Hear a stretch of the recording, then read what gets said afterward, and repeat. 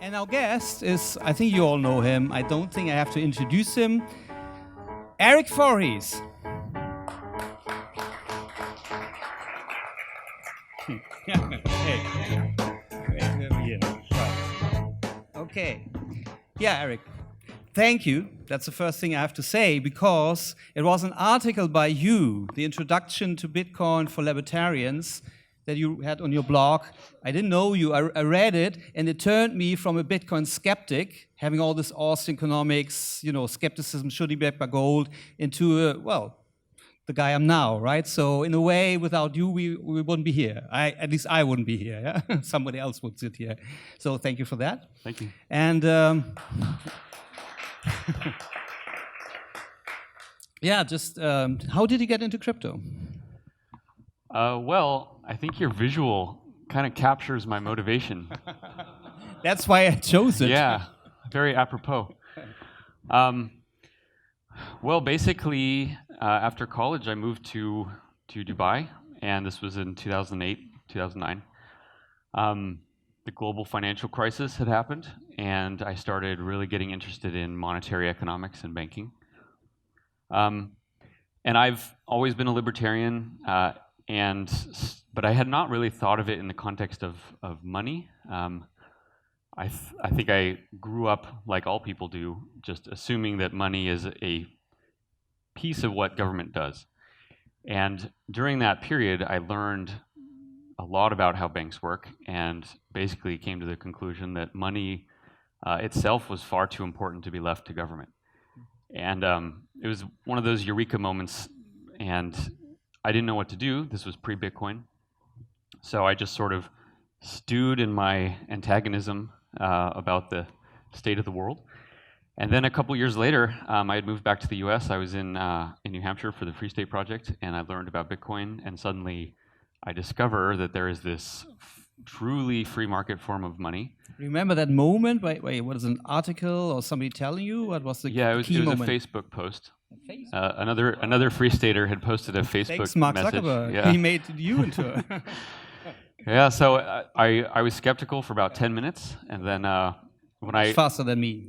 Yeah, it was a pretty quick realization. I mean, basically realizing that the thing could not be turned off, and that I could send value anywhere in the world instantly at near zero cost sounded like that was something truly revolutionary, that something that was inevitable, seemed eminently powerful and very important for the world. So ever since then, I've been down the rabbit hole and have seen this industry grow from, a few hundred people that were kind of like interested in the tech to global That was this phenomenon. famous first Bitcoin conference in New York. That's what you're referring to, where there were less than 100 people? Yeah, there were Charlie and Roger and everybody? The first crypto conference ever. It was just called the Bitcoin conference, I think. And it was in New York in August of 2011. There were 50 of us. 50, yeah. It was people from all over the world, and that was the community. Like, that was the first time a lot of these people had ever met in person. Anybody here that was there? Okay. Wow. Ira. Yeah, yep. Okay, sure. So I met Ira there. You met Ira there, okay. Yep. And you met Charlie there, right? Charlie No, Schramm? I did not meet Charlie there. Oh. But Ira and I went on to work with Charlie at BitInstant months later. So I met Roger Ver there. I met the BitPay guys there. It was one of those things, like back in those days, I didn't have a lot of money, and deciding to spend $500 to take a bus down to New York on some weird conference was, I debated that for a while, but I felt like this is something really important, and was very glad that I went. Oh, great. Now did this cooperation with Charlie and Ira on BitInstant, how does this start? And can you tell me about the early days, yeah? Before Charlie went to jail. Yeah, so Charlie started a company called BitInstant, and Roger Ver, who basically seed funded every early crypto project, put money into BitInstant. I was the third employee at BitInstant, and Ira joined me there a couple months later, I think. And basically it was a way to move fiat from cash or banks into Mt. Gox or Trade Hill at the time. So instead of sending a week-long wire transfer, you basically give money to us, and we have money at the exchange, so we credit you. So it turns a week-long process into an hour. And when the price of Bitcoin doubles every day, that can be a very valuable tool for people. So it had a lot of early success. Okay. Were you there in that moment when Charlie was arrested? I mean, are you already he had left BitInstant then, or how was the conversation? So we had a couple investors. You guys might have heard of these guys, the Winklevoss twins. They, I don't want to speak poorly of them, but we didn't agree on things after they invested, and it ended in a big. Ira remembers this event well. It ended in a meeting in which they yelled at us, called us a bunch of names, said that we were idiots and didn't know what we were doing. We told them that BitInstant would collapse if we left. They yelled at us more. We left. BitInstant collapsed a few months later. And Charlie ended up getting arrested for something that was going on, I think, during the time that Ira and I were there. We weren't aware of it, but he got arrested because he sold Bitcoin to a guy who sold Bitcoin to someone who was buying drugs on Silk Road. And so since Charlie knew that the guy was selling to that other person who was choosing to make decisions with his own body, which is not permitted in the US, Charlie went to jail for 1.5 years. So theoretically and logically, yeah, please. Everybody who issues dollars and then some guy buys drugs should be arrested, right? I mean, that would be the logical consequence. Well, everyone knows that if there's an ATM that is accessed at 2 in the morning, that person is probably buying drugs, right? Everyone knows this. Chase Bank certainly knows it. They're using government currency to buy drugs directly after taking it from the cash machine. That's fine. But Charlie selling Bitcoin to someone who sold Bitcoin to someone who wanted to put drugs in his own body, that's apparently illegal and worthy of ruining someone's life for 1.5 years. Yeah, it was a horrible travesty, and I think everyone in crypto should know that story of what happened to Charlie.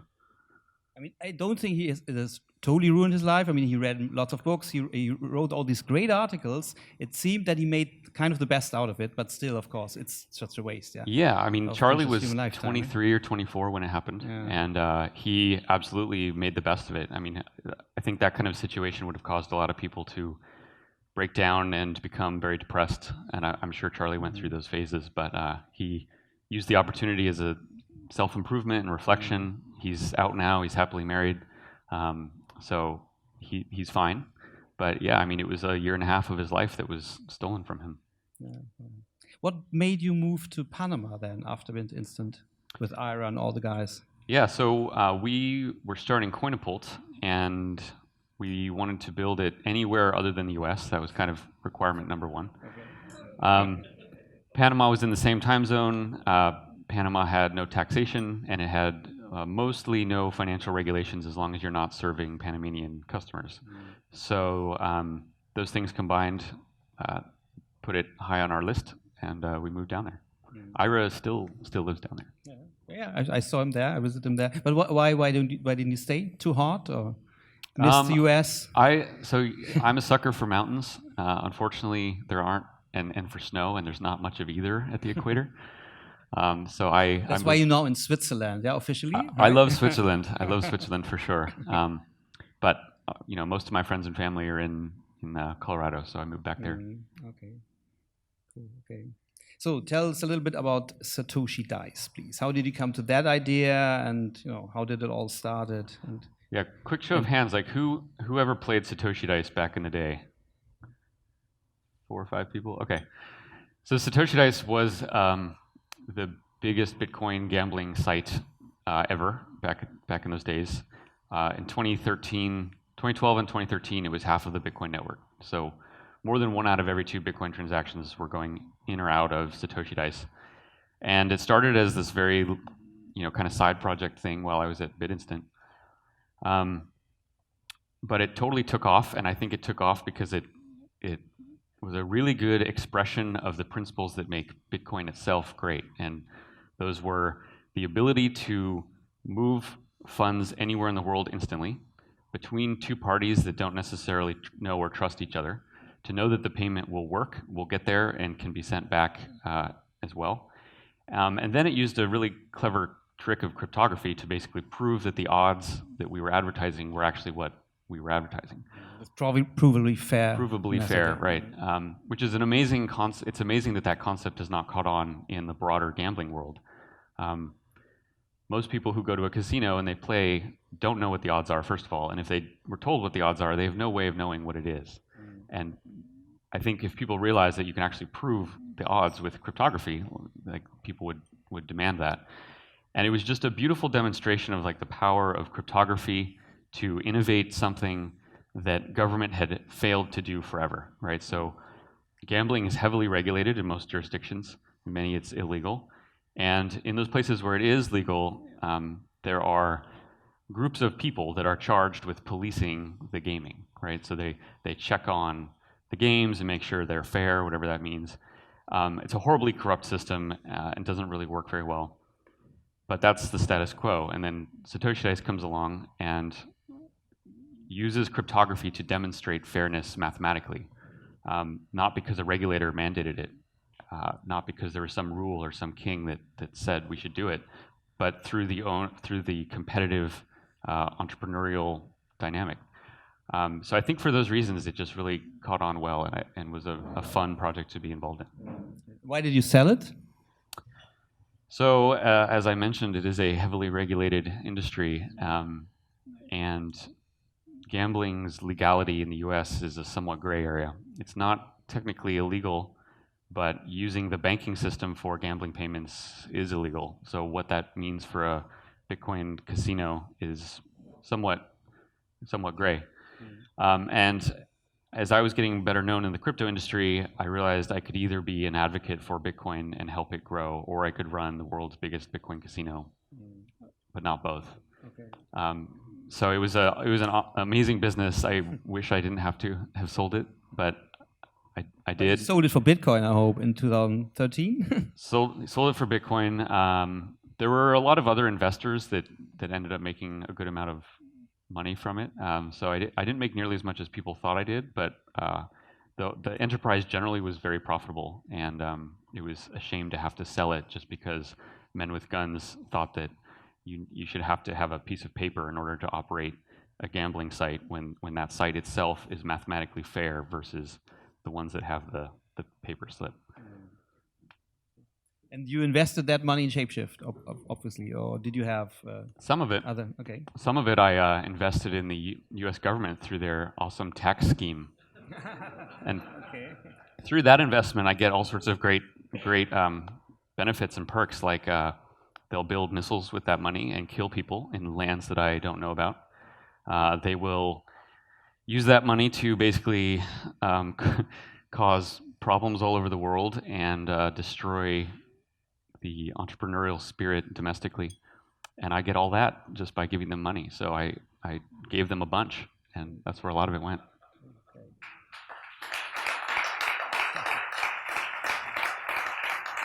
I guess that many people, especially like the Bitcoin maximalists, were a bit surprised when you, as a big Bitcoin advocate, suddenly invest in something about these old coins. At that time, they were still kind of dodgy, weren't they? I mean, why did you do that? I mean, most altcoins are still dodgy. Can we just be honest about that? Yeah, so I used to be a Bitcoin maximalist, and my heart and soul have always been very dedicated to Bitcoin primarily. But I came to see two things, basically. One, that the experimentation of other chains was important. And two, that if you actually believe in decentralization, you cannot simultaneously hold the view that there should be only one blockchain. Like that kind of monoculture in a technology like this is not compatible with a desire for actual decentralization. So as I realized those two things, I became much more open to other blockchains, other tokens and coins. This was kind of pre-Ethereum. And going down that line of thinking, I started, as these other coins came out, I started realizing that these tokens were going to become used for many things, right? Bitcoin was intended as a money. Many other coins would be intended as other things. And now I think it's all obvious to people that coins and tokens can represent lots of different attributes and services. So ShapeShift was basically built to allow someone to move one of these assets into another with the least amount of friction possible. It's super easy to use. I always use it. I mean, if ever I buy crypto, yeah. Usually I don't, yeah. But sometimes. Yeah. I just earn, yeah. But, so I don't Well, need if these you're exchange that buying much, but crypto, that means that you had fiat, and I would say, why did you have the fiat? Right. So I don't have fiat. yeah, that's why you're not buying crypto. Yeah, maybe. Yeah, that's good. anyone who's buying crypto means that they didn't buy it earlier, True, and yeah. so then you have to ask why. So what are the plans now? I know that you have Diversified, you have Prism, and you have the KeepKey, right? I mean, what's next? What's your time so plan? in addition to the ShapeShift exchange, we run CoinCap, which is the market data site, and we run Prism, which is an Ethereum-based smart contract portfolio management system, and we acquired KeepKey last summer, which is one of the hardware wallet companies. What's next? I can't tell you that yet. We are doing something cool with all of these that will become clear in the future, but not quite ready to reveal that. Okay. And will you work with other blockchains rather than Ethereum? Let's say RSK or EOS or? Yeah, actually, I don't know if I'm supposed to say this yet, but Prism is working on. Among us. Prism is working on RSK. Very intimate conference. You can talk about everything. Yeah, it's not streamed. Yeah, Prism's working on RSK. That's always been a plan. So any smart contract platform that becomes used and usable, that technology will work on. Okay. One last question before we open up to the audience. Of course, you guys should also be able to ask Erik. What's your point on the scaling debate? I mean, I think I remember last year when there was this New York agreement. You're very much in favor of it. It failed. I was. What do you think about all these forks and all these Bitcoin, cash and gold and silver and plutonium and whatever comes next?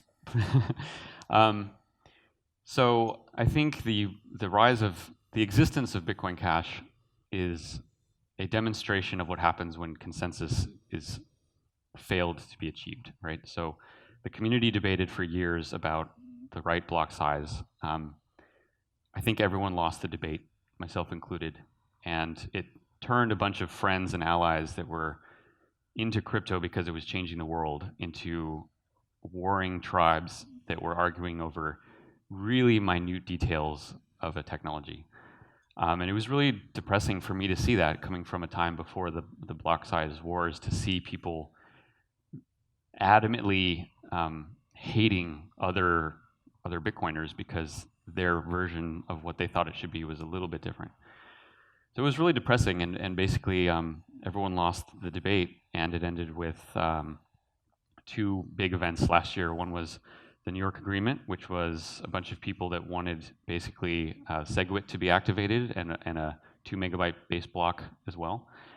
And after the New York Agreement achieved significant consensus, I mean 95% minor consensus and a good portion of the community, although that's hard to measure, out of nowhere comes Bitcoin Cash on August 4th or August 1st of last year. And many of the people who supported the bigger block part of the SegWit 2x plan got captured up into the Bitcoin Cash fork. And so what you ended up having was the New York Agreement happening, 95% of miners signaling for that plan of doing a doubling of the block size plus SegWit. SegWit activation happens first. Then Bitcoin Cash occurs, and then a whole bunch of people start arguing that the 2 megabyte upgrade hard fork shouldn't occur because, look, there's this other chain that has a bigger block now.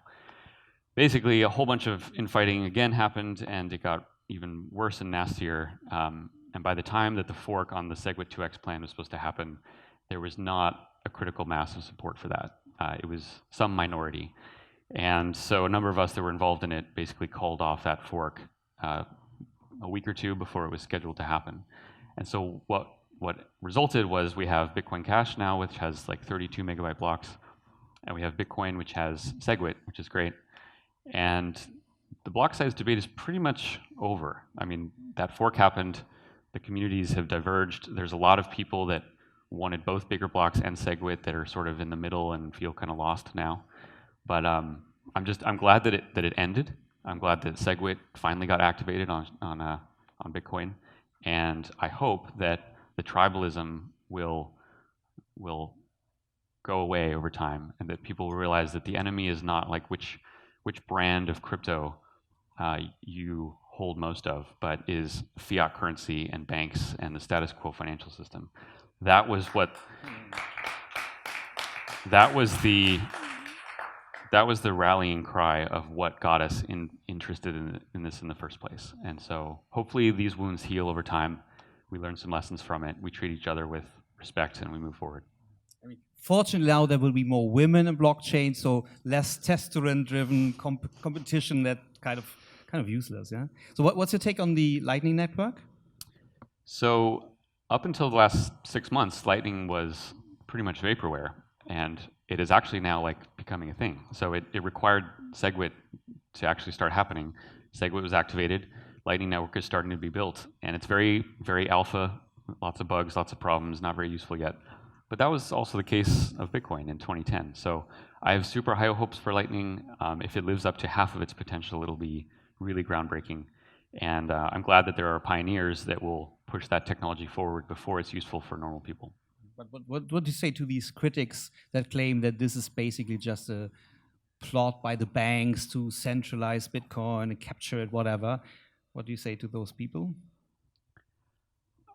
Generally, anyone who appeals to these conspiracy theories to debate over points about the crypto tech, I generally dismiss pretty quickly because you see it on both sides.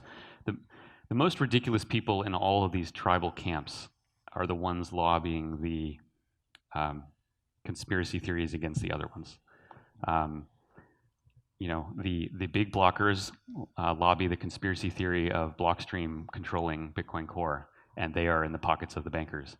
The Bitcoin Core supporters lobby all sorts of similar arguments against many of the Bitcoin Cash people, against Jihan and Roger, saying that they are corporate shills themselves, or that the New York agreement was just a bunch of corporate suits coming in.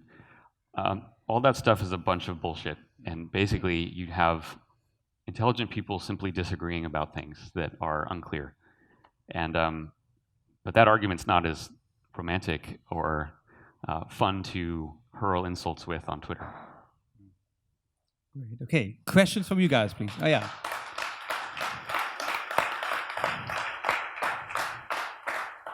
Questions from you guys. Don't be shy. Come on. Yeah. Sterling. Yeah. Hey, Eric. We had a little time getting to know each other a little bit yesterday, and I was starting to think about this a bit more. I spend a lot of time at conferences, a lot of time educating people on cryptocurrency, especially our roots in the cypherpunk movement and this crypto anarchist ecosystem that we sort of sprung from. And I'm just curious, what would your advice be on how to continue educating people along this particular pathway, remembering the sort of philosophical components to this, to help breaking down the system as it currently exists and getting outside of this nasty fiat banking reserve system that we currently find ourselves in? Yeah, great question. So as the community has grown from hundreds to thousands to millions now, the ideology of what many people were interested in at the beginning has gotten diluted and watered down. And some people, I think, lament about that fact, but I actually think it's good and natural. And most of the world's population is not ready to understand that money should not be controlled by a monopoly government. Like, that's too radical of a notion for people to get. And instead of spending your time convincing all those people that their fundamental understanding of money is wrong, it is better to simply build technologies that attract those people into it. And I think it's very good that the message of Bitcoin and crypto is not just a bunch of radical ANCAPs. If it was, this would remain a niche tool for those radical ANCAPs. I want this to be global. I really want it to take over the world. I want it to displace fiat currencies. And to do that, I think you have to be careful with the messaging that you send. And this gets expressed in a lot of ways. I mean, there are a lot of people in crypto that hate companies like Coinbase because they operate very similar to a bank. I think those companies are immensely important. They offer a great bridge to normal people who, if we don't bring into this ecosystem will never grow, and it will never actually take over anything. So that's a long-winded answer, but I think a balanced approach is important. If someone gets interested in crypto and they want to learn about some of the ideological underpinnings of why money should be handled in a marketplace rather than a coercive government, talk to them about that. But don't lead with the anarchist undertones of what this technology actually does, because people will put up their defense mechanisms and you won't actually get as far. More questions, please. Dima, go ahead. Vera gives you the mic. Oh, okay. Hi, Erik. So yeah, we are pretty connected, maybe for 4 years, but I don't know who am I. Neither am I also. So the question is, I'm a marketologist, and I would like to ask, when could we build proper advertising campaigns for businesses like yours? I'm speaking about lifetime value of your users. So what is interesting to me, like a marketologist, what is LTV for users at ShapeShift? We don't actually know how many users we have.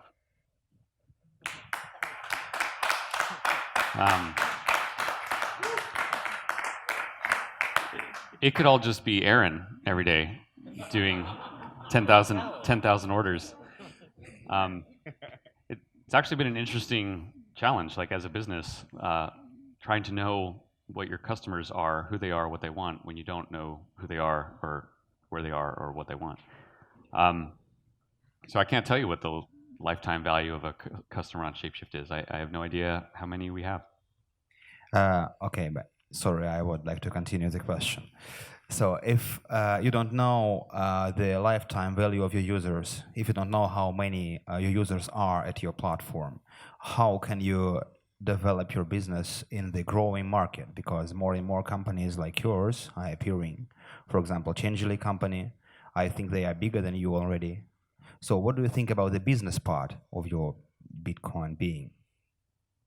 Well, they don't publish their transactions, so it's hard to say what size they're in.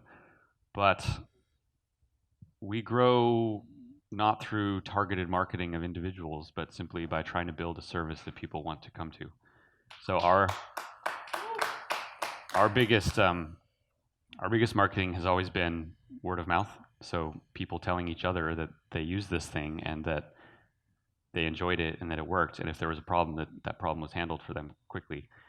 I think for those crypto companies here, it's very important. One of your distinguishing attributes needs to be the trust in your brand, because people are coming into a very noisy ecosystem with lots of scams, lots of bullshit. And if you have a brand that people come to learn is a beacon of truth, that's very helpful. It helps the new people come to find good services faster. I think branding is really, really key in this ecosystem, and that's always been our main form of marketing. Rodolfo. Okay. Hi, Erik. How are you? Is it too light here? Too much Yeah, light? I like for those you? sunglasses. I like my glasses. I just like them. So You look keep cool them. anyway. Thanks. The fire is there. Ah, okay. So. About the branding, actually, I sometimes have this concern about Bitcoin not having a marketing strategy, because there's no brand behind supporting Bitcoin as a currency. And you have these other platforms. Well, Cash has a big strategy behind, but you have these other platforms like Dash and Decreed and EOS that have this sponsoring method for people to put things and give value through payment of the same Dash, Decreed, and EOS, paying them to do value on top of the system. And we, the Bitcoins maximalists and the ones that are in this industry, we have no similar strategy or no way to build a strategy on top of this, rather than being a free giver of Bitcoins to support it. So do you think this might be a problem if we see it in the future, like all this marketing strategy against our only appreciation price, getting in all the media strategy? Great Bubble question. strategy. We have the bubble strategy, and the others have the. So Bitcoin is very decentralized, and this is obviously one of its strengths, but it's a double-edged sword. So where do you go to learn what Bitcoin is, right? There's no Bitcoin company to tell you what it is, and you will not see a Bitcoin commercial on television that explains what Bitcoin is in a very professional and refined way. That's sometimes a problem, because if those things were done, people would learn more easily what Bitcoin is.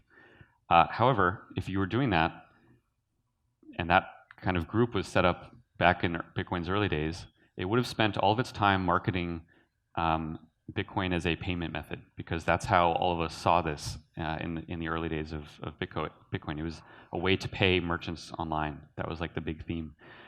If Bitcoin was a company and it had a marketing branding agency, it would lose a lot of its value in that people see in Bitcoin what they want to see. I see Bitcoin as a tool to change fiat currency or to make fiat currency go away. Other people see a way of democratizing finance. Other people see an amazing technology that's pushing the bounds of cryptography or networks, and they project that onto it. If there was one branding firm or organization for Bitcoin, you would lose that multifaceted element. And I think for Bitcoin especially, it's really important to keep that. Now, Ethereum has a beautiful brand. Like, they do some of the best brand work in the ecosystem. It's worked very well for them. So I don't think that just because Bitcoin should have that kind of decentralized, messy brand to it, everything else should. I think part of the decentralization is that people have different models. But for Bitcoin, at least, I don't lament the fact that there's not a polished branding initiative behind it. We had a question Yes. there? Yeah. One question. You mentioned that you are with ShapeShift now in Switzerland. Is the choice for Switzerland only because of the mountains, or why you were going there instead of going to nice places like Panama or Malta, where the sun is shining, more or less?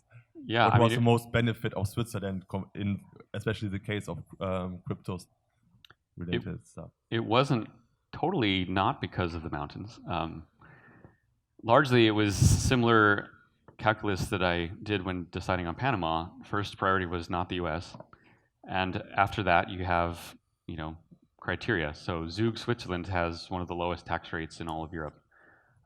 Switzerland has very good data privacy protection. Switzerland, I also felt, had a very strong lineage of understanding the value of financial privacy, which I felt would be important over the long term. And also, there were just a lot of crypto companies getting started in Zug, so there was some sort of institutional expertise in how to set this stuff up. But I also don't think everyone should just build their companies in one place. I would not recommend everyone just go to Zug and start your company there. I think, again, part of the decentralization is that people are building companies with different models in different jurisdictions, and I think that should continue. One more question? Yeah, actually, I have a pretty similar question to one of the previous speakers. But I was thrilled by your resume of the fights of last year, saying that a number of intelligent people actually argued about something that was not clear. And I hope that that everybody will get together again to work towards that common goal that was the previous goal originally. When I entered the whole idea, basically only last year, have to admit, I've consulted a number of people. What's your question? Ask a question, please. Yeah, I just need to go that little deviation. When I entered the space, the first thing I did was become a member of the Bitcoin Foundation, and I paid my fee.